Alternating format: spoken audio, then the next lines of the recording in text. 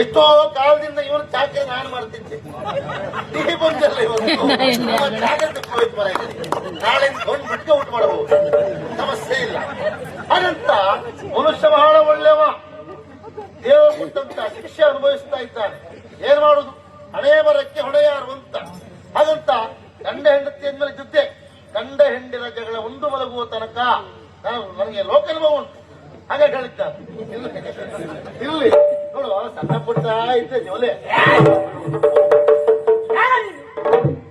ಇದು ಯಾರ ಕೋಣೆ? ಇವತ್ತು ಯಾವ ದಿವಸ? ನಿನಗೆ ಏನು ಕೆಲಸ?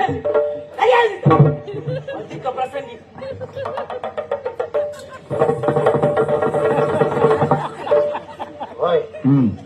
ಇದು ಶ್ರೀವಲ್ಯ ನಾಗವಲ್ಯ ಮರ.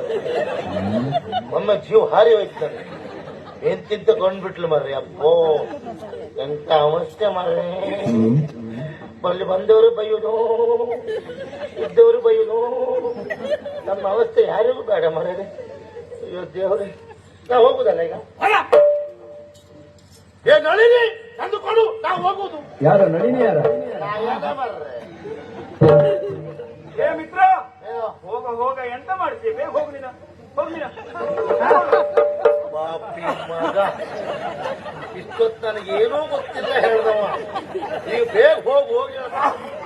ಇಷ್ಟೊತ್ತು ಪಾಪ ಮುರುಟ್ಟ ಕೂತ್ಕೊಂಡಿದ್ದ, ಯಾವಾಗ ಅವಳು ಬಂದ್ಲ